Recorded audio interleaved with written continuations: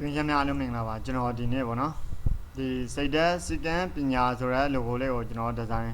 ဆွဲပြမှာဖြစ်ပါတယ်။ရင်ဆုံးကျွန်တော်တို့ Google ကိုတောင်းမယ်နော် Google မှာ logo လေးတွေရိုက်ထည့်လိုက်လို့ရှိရင်ဒီ logo တို့ဒီမှာ logo တွေကတော့အများကြီးရှိတာပေါ့နော်။ဒီတစ်ခါဆွဲပြမယ့် logo ကတော့ဘာ logo လဲဆိုတော့စိတ်သက်စီကံပညာဆိုတဲ့ logo ဖြစ်ပါတယ်။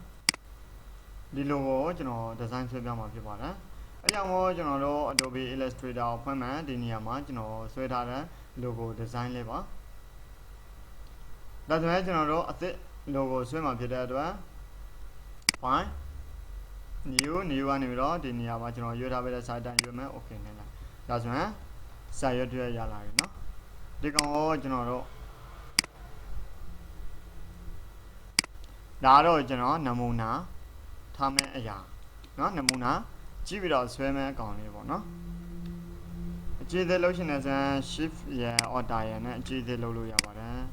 ဒီကောင်ကတော့နမူနာထားမယ်နမူနာကြည့်မယ်အားလေးပေါ့နော်နမူနာကြည့်မယ် logo လေးဒါဆိုရင်ဒီဘက်မှာကျွန်တော်တို့ logo အသစ်ဆွဲရမှာပေါ့နော် logo တွေကိုကျွန်တော်တို့စစ်စစ်ကြည့်လိုက်တဲ့အခါမှာဘယ်လိုမျိုး logo ဘာတွေပါလဲသူမှာနော်ကျွန်တော်အပြင်မှာအဝိုင်းတဝိုင်းတွေ့လားအစိမ်းရောင်အဝိုင်းတဝိုင်းပါမယ်နောက်ပြီးတော့ဒီနေရာလေးမှာသတိကန်ပုံလေးတစ်ခုပါမယ်ဒီနေရာလေးမှာသတိကန်အဝိုင်းလေးတဝိုင်းပါမယ်ဒီနေရာမှာသတိကန်အဝိုင်းလေးတဝိုင်းပါမယ်သတိကန်ပုံ3ခုအဝိုင်းတဝိုင်းဆိုတော့4ခုပေါ့နော်စုစုပေါင်းဒါဆိုရင်ကျွန်တော်တို့သတိကန်မဆွဲခင်မှာအရင်ဆုံးအဝိုင်းအစိမ်းရောင်အဝိုင်းတစ်ဝိုင်းကိုအရင်ဆုံးဆွဲလိုက်မယ် ellipse tool နဲ့တစ်ချက်နှိပ်လိုက်မယ်ဒါဒီနေရာမှာကျတော့2လောက်ထားလိုက်မယ်နော်ကျွန်တော်တို့အဝိုင်းတစ်ဝိုင်းရတော့ဒီကောင်ကိုအဝိုင်းကိုနည်းနည်းလောက်ကြီးမယ် shift ရ order ရနဲ့နှိပ်မယ်ဒါဆိုရင်အစိမ်းရောင်ဖြစ်မှာဖြစ်တဲ့အတွက်သူ့ကိုအစိမ်းရောင်လေးရွေးထည့်ပေးလိုက်မယ်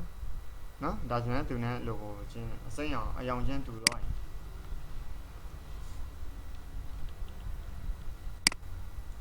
ဒီကောင်ကိုဒီဘက်မှာထားမယ်ထားပြီးတော့နောက်ထပ်ဒရိကန်ပုံလေးတွေဆွဲမှာဖြစ်တဲ့အတွက်ဒရိကန်လို့တည်တံ့ရလို့မရှိပါဘူး polygon 2ကိုရွေးပါတယ် polygon 2ကိုတစ်ချက်နှိပ်မယ်ဒီနေရာမှာ3 okay နှိပ်လိုက်မယ်နော်ဒါဆိုရင်ကျွန်တော်တို့အစိမ်းရောင်လေးတစ်ခုရတော့ရင်ဒီကောင်ကိုအစိမ်းရောင်ကိုတန်းတော်မဲ့အနေထား side လောက်ကိုယူမယ်ပြီးရင်တော့ကျွန်တော်တို့သူ့ကို control C control V နောက်ထပ်အဝိုင်းတစ်ဝိုင်းကိုကြတော့ကျွန်တော်တို့ကနည်းနည်းလောက်ကြီးမယ်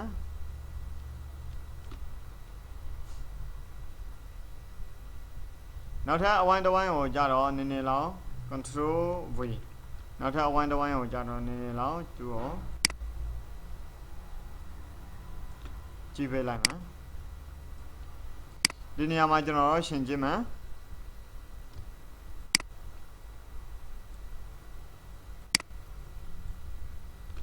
သူ့အဖြူရောင်ကွက်မှာဖြစ်တဲ့အတွက်အဖြူရောင် stone မှာ3လောက်ထားမယ်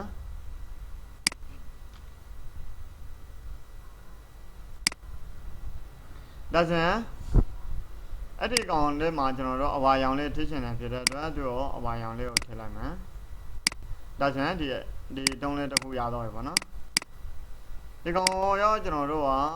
အဖြူရောင်အကွက်လေးကွက်မယ်ဒီမှာ3လောက်ထားပေးလိုက်မယ်ဒီကောင်ကိုကြတော့ကျွန်တော်တို့ဒီမှာဆွဲတော့ပေးမယ်ဆွဲတော့ပေးပြီးရင်သူ့ကိုနည်းနည်းလောက်သေးမယ်သူ့ကိုအောက်ကိုနည်းနည်းပေးချမယ်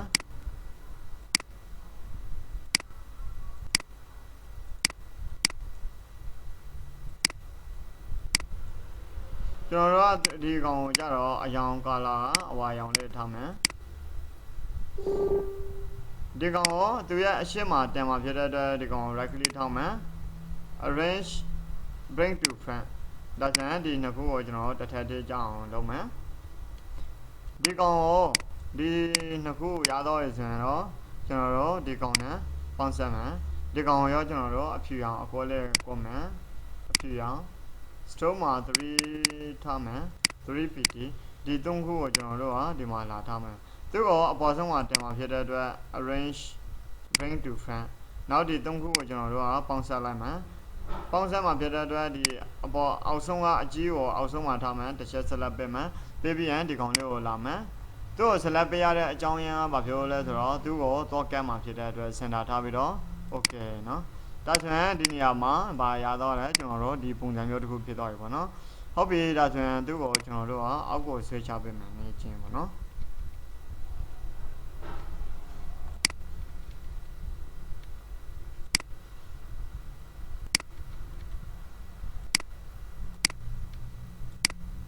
ဒီ3ခုကိုကျွန်တော်တို့အကုန်လုံးပေါင်းပြီးတော့ဒီကောင်နဲ့နေပြီးတော့ပေါင်းမယ်ဒီကောင် select တစ်ချက်ပေးမယ်ပေးပြီးတော့တော့မယ်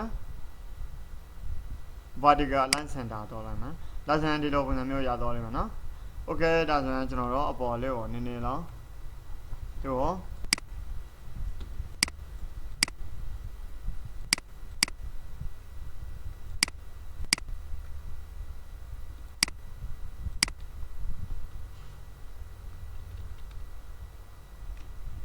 ဒီလိုပုံစံမျိုးတူတော့ရလားတူတော့ရဆိုရင်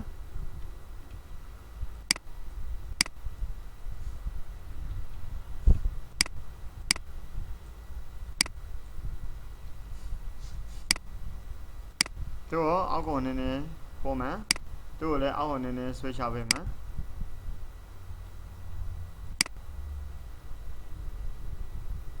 ပြန်ကျွန်တော်တို့သူ့ရဲ့ stroke တွေကိုနည်းနည်းအောက်နည်းနည်းဆွဲချပေးပါဒီကောင်ရောအောက်နည်းနည်းဆွဲချပေးပါ stroke ကိုနည်းနည်းအကြီးလုံးမယ်4လောက်ထားမယ်ဒီ stroke ကိုရောကျွန်တော်တို့4လောက်ထားမယ်ဒီ stroke ကိုရောကျွန်တော်တို့4လောက်ထားမယ် okay ကျွန်တော်တို့အလေကအားနဲ့တူတော့ရဆိုရင်တော့ DBE ဆိုတဲ့စာတန်းလေးကိုရေးပါမယ် DBE ရေးဖို့အတွက် type 2ကိုတော့မယ်ဒီနေရာလေးမှာ right left to right ကိုတော့မယ် DBE ဆိုပြီးတော့စာတန်းလေးကျွန်တော်တို့ DBE နော် DBE 3ဆိုပြီးတော့ရေးထည့်မယ်ပြီးတော့ဒီကောင်လေးကိုကျွန်တော်တို့က site ကိုအကြီးသေးလုပ်မယ်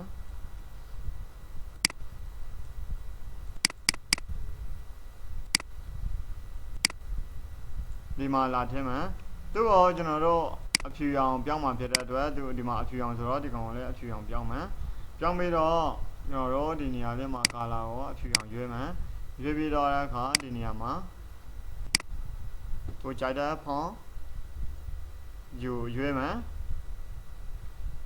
DBE 3ဆိုတာရပြီဆိုရင်တော့ကျွန်တော်တို့ဒီနေရာမှာသူနဲ့တူတော့ပြီပေါ့နော်ဒီကောင်ကြတော့ကျွန်တော်တို့သူ့ကိုစလုံးလေးကိုအပေါ်နည်းတက်မှန်းနည်းနည်းကြီးမှန်းလိုရရင်အောက်ကိုနည်းနည်းရှာမှန်းနည်းနည်းပေးကြည့်မှန်းဟုတ်ပြီဒါဆိုရင်ဒီကောင်လေး site တချို့လေးညင်မှာဖြစ်တဲ့အတွက်ရှိပြရဲ့ order နဲ့နှိမ့်မှန်း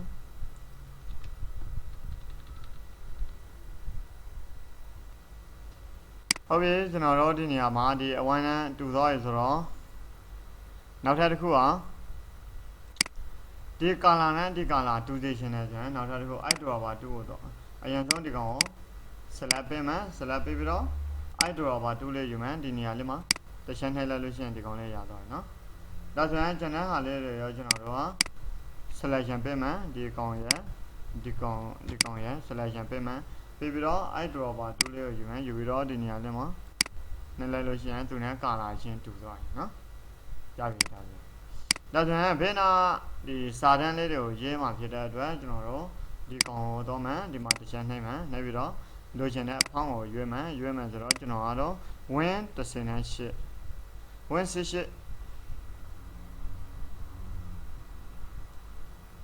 win 18နဲ့ကျွန်တော်ရေးမယ်ဥမာစိတ်ဓာတ်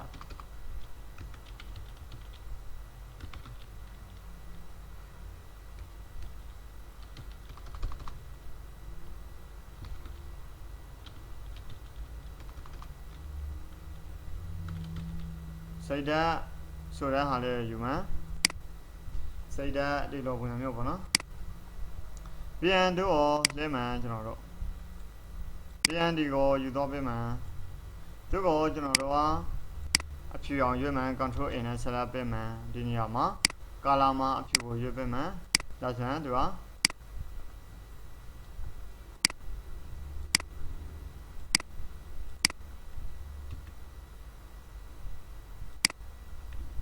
control A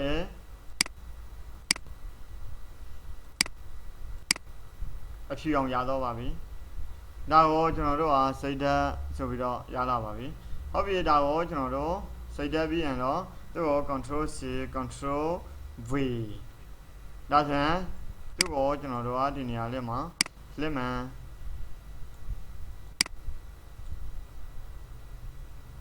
သူ့ကိုကျွန်တော်တို့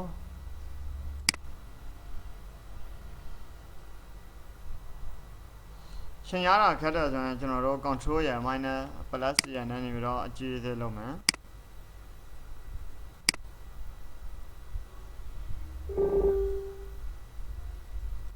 စိတ်ဓာတ်ပြီးရင်တော့ဒီနေရာလေးမှာ second စိတ်ဓာတ် second ဆိုပြီးတော့ထားမယ်ဒါဆိုရင်နှစ်ခုပြီးတော့ပြီပေါ့နော်နှစ်ခုပြီးတော့ရရင်ကျွန်တော်တို့ control ဝင်နေနောက်ထပ်တစ်ခုဒီမှာလာရှာပေးမယ်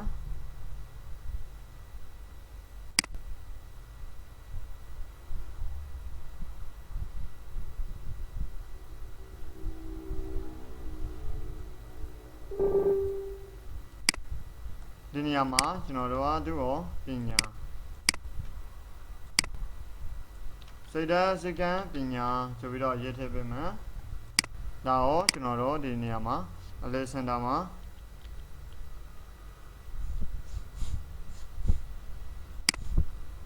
ဒီကောင်နဲ့ဒီကောင်ကိုအလေးစင်တာကြားရှင်နေဆိုရင်သူ့ကိုမလုပ်ပြရမလဲဆိုတော့ horizontal align center ကိုညှိပေးလိုက်နော်တကယ်လို့ vertical align center ဆိုရင်ဒီကိုရောက်သွားလိမ့်မယ်တော့ကျွန်တော်တို့ဒါလေးကိုလုံးလို့မရဘူးနော်ရပြီရောဒီကောင်နဲ့ဒီက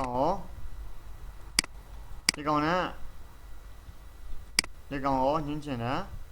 ဒီနေရာမှာသူ့နေရာနဲ့သူကတော့အသုံးဝင်တဲ့ဟာလေးတွေရှိပါတယ်ဒီနေရာလေးတွေမှာဒီကျွန်တော်အနေနဲ့စမ်းကြည့်ပါနော်ဒီနေရာလေးမှာ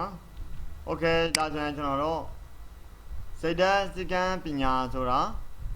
ကျွန်တော်တို့ရတော့ပြီပေါ့နော်ဒီဇိုင်းဆွဲလို့ပြီးတော့ပါပြီသင်ကျွန်တော်အနေနဲ့ဒီသင်ခန်းစာကိုလိုက်လုပ်လို့ရလိမ့်မယ်လို့လည်းမျှော်လင့်ပါတယ်ကျွန်တော်ရဲ့ tutorial လေးတွေကတော့တက်ပြီးသားတည်ပြီးသားပညာရှင်တွေကိုပညာရှင်များကိုမရွေးပါဘူးမတည်တဲ့မတက်တဲ့ဒီ Adobe Illustrator အခုမှစပြီးတော့လေ့လာတဲ့သင်ငယ်ချင်းတွေလမ်းစာရအောင်အတွက်ကျွန်တော်ကဒီသင်ခန်းစာကိုလုပ်ပြချင်းသာဖြစ်ပါတယ်တကယ်လို့တည်ပြီးသားတက်ပြီးသားပညာရှင်တွေကတော့ကျွန်တော်ရဲ့သင်ခန်းစာကိုကြော်တော့ပေးပေါ့နော်မတည်တဲ့မတက်တဲ့ညီကောင်မောင်နှမတွေကတော့ကျွန်တော်ရဲ့သင်ခန်းစာကိုကြည့်ရပါတော့အသေးစိတ်ကြည့်ရပါကျွန်တော်ကအတန်းနိုင်ဆုံးအလွယ်တဲ့နည်းလမ်းလွယ်ကူတဲ့နည်းလမ်းလေးတွေကိုကျွန်တော်အမြဲတမ်းတင်ပေးသွားမှာဖြစ်ပါတယ်နော်အားလုံးအဆင်ပြေရပါစေ Adobe Illustrator နဲ့ပတ်သက်ပြီးတော့ဒီပညာလေးတွေတိုးတက်နိုင်ရပါစေအားလုံးမင်္ဂလာပါ